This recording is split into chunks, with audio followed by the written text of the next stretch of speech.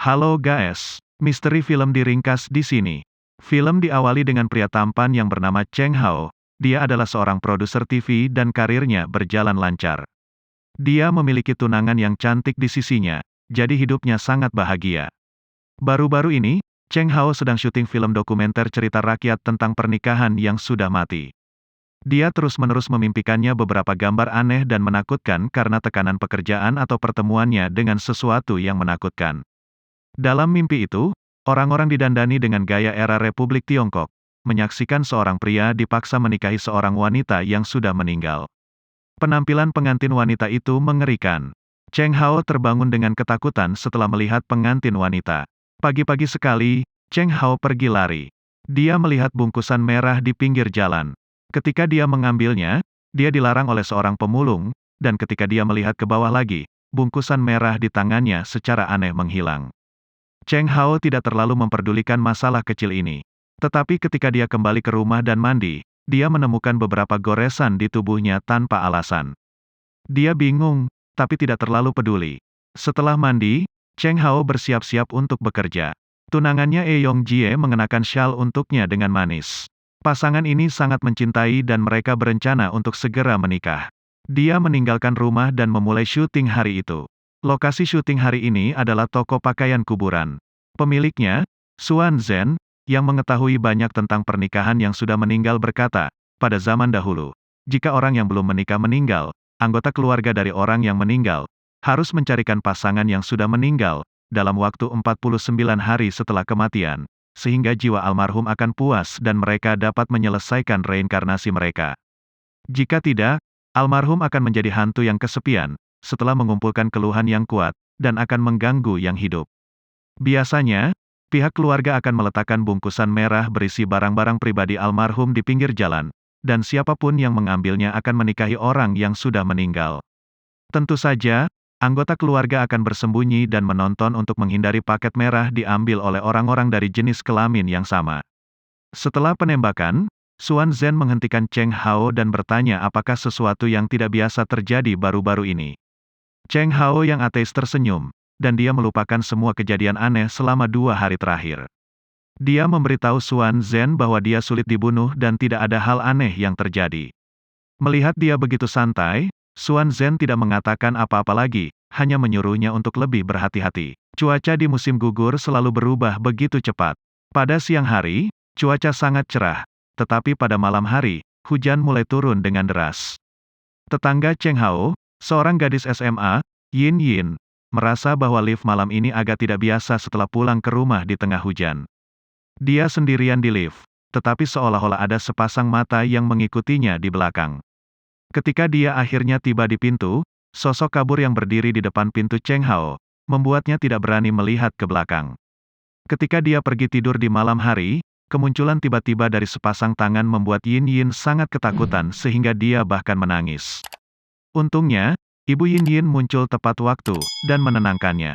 Cheng Hao sedang menonton video di rumah yang dia minta untuk dibuat oleh seorang teman. Itu merekam kenangan indahnya dengan Yong Jie. Dia berencana untuk menunjukkan video di pesta pernikahan untuk mengejutkannya. Namun dia terkejut menemukan bahwa wanita dalam video itu bukan tunangannya. Setelah tidur di malam hari, Cheng Hao melanjutkan mimpi aneh yang sama seperti sebelumnya. Itu adalah rumah yang sama, tapi kali ini tidak mewah seperti sebelumnya, dan telah berubah menjadi rumah yang hancur. Pengantin wanita yang berbaring di tempat tidur telah benar-benar membusuk.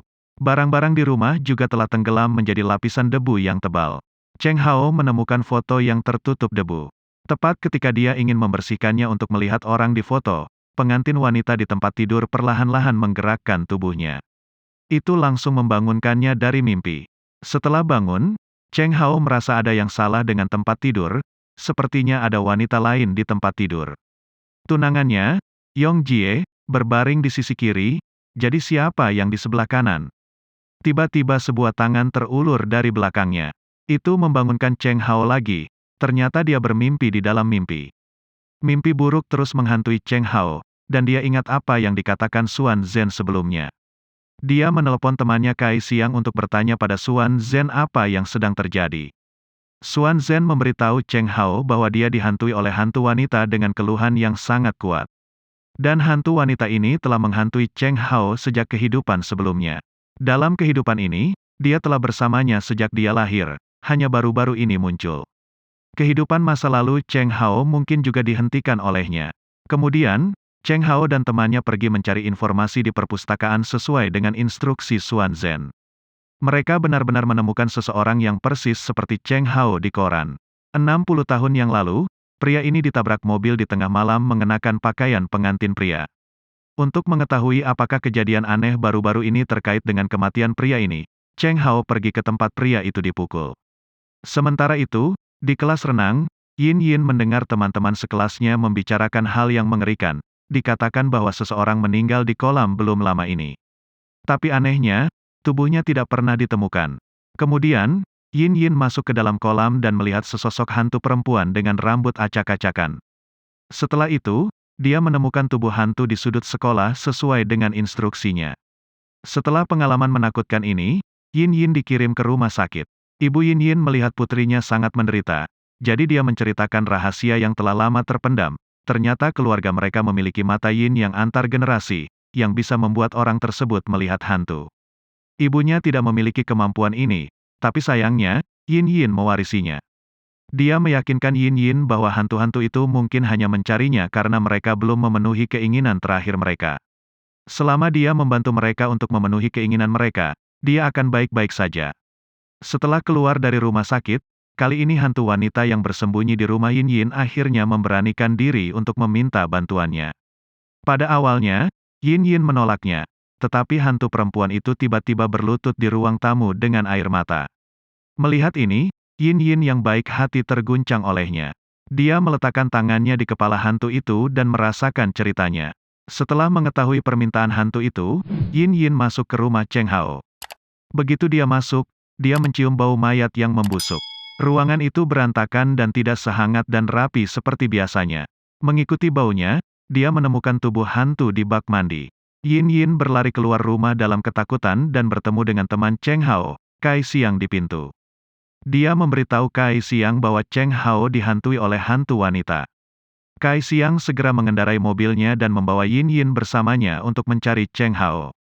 Di sini, menurut informasi di surat kabar, Cheng Hao menemukan sebuah rumah kosong di gunung. Itu adalah rumah yang ditinggalkan dalam mimpinya. Dia memecahkan kunci dan masuk. Segala sesuatu di rumah itu persis sama seperti dalam mimpinya. Pada saat itu, Cheng Hao tiba-tiba melihat setiap adegan dari masa lalunya. Di kehidupan sebelumnya, Cheng Hao sesekali mengambil bungkusan merah ketika dia sedang memotong kayu di gunung. Di dalamnya ada sosok kertas, jimat kuning dan segenggam rambut. Ketika dia bertanya-tanya apa mereka, sekelompok orang keluar, menculiknya, mendandaninya dengan pakaian pengantin pria, dan memaksanya menikahi wanita yang sudah meninggal. Dia berjuang untuk melarikan diri ketika pernikahan yang sudah mati itu mencapai langkah terakhir. Namun sialnya, begitu dia berlari keluar, sebuah mobil yang lewat merenggut nyawanya. Cheng Hao sangat terkejut dengan adegan-adegan itu sehingga dia tiba-tiba sadar dan kembali ke kenyataan. Dia juga menemukan foto di atas meja yang muncul dalam mimpinya. Setelah menyeka debu di atasnya, Cheng Hao secara mengejutkan menemukan bahwa wanita itu adalah tunangannya, Yong Jie, yang tinggal bersama dengannya. Pada saat ini, mata Cheng Hao yang buta tiba-tiba menjadi jernih. Ternyata wanita yang selama ini tinggal bersamanya adalah hantu dalam mimpinya. Wanita dalam video pernikahan itu adalah tunangan aslinya, Yong Jie. Hari itu ketika Cheng Hao mengambil bungkusan merah itu, dia dibutakan oleh hantu itu. Ketika dia sampai di rumah, dia mencekik tunangannya dengan tangannya sendiri. Goresan yang tidak bisa dijelaskan di tubuhnya ditinggalkan oleh Yong Jie sebelum dia meninggal. Lalu dia memasukkan tubuh Yong Jie ke dalam bak mandi. Sedangkan hantu yang bersembunyi di rumah Yin Yin adalah tunangan asli Cheng Hao. Setelah mengetahui bahwa dia telah membunuh kekasihnya secara langsung, Cheng Hao hancur. Saat dia menangis, hantu yang berbaring di tempat tidur perlahan berjalan ke arahnya selangkah demi selangkah. Ketika Yin Yin dan Kai Xiang tiba, Cheng Hao dan hantu itu berbaring dengan tenang di tempat tidur. Kemudian mereka mengubur hantu itu di tanah. Cheng Hao yang tidak sadarkan diri juga dibawa ke rumah sakit untuk perawatan. Di akhir cerita, polisi mendatangi rumah Chen Ho dan mengeluarkan jasad Yong Jie. Cheng Hao juga ditangkap dan dikirim ke penjara. Film berakhir di sini. Setelah menonton film, saya benar-benar takut setengah mati. Apalagi di awal film dikatakan bahwa film ini diangkat dari kisah nyata, yang membuatnya semakin menakutkan. Tapi apakah itu berdasarkan kisah nyata atau tidak terbuka untuk diskusi? Yang tidak berani dan suka thriller bisa langsung mencicipi filmnya dengan video ini. Namun bagi yang berani dan menyukai keseruan, film ini layak untuk ditonton. Sebagai film horor Tiongkok, The Bride menggabungkan elemen ketegangan dan thriller dengan cara yang sangat cerdas. Penciptaan suasana horor dan kombinasinya dengan musik folk sukses saling melengkapi. Apalagi setelah ditambah dengan adat horor nikah mati, film ini menjadi lebih seru dan seram dibandingkan film horor pada umumnya. Selain mengalami kengerian, saya juga belajar bahwa tahayul feodal harus dihilangkan.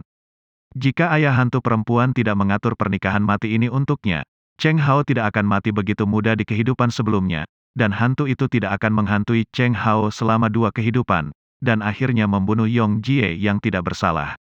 Pada akhirnya, Cheng Hao juga tidak bisa lepas dari hukuman.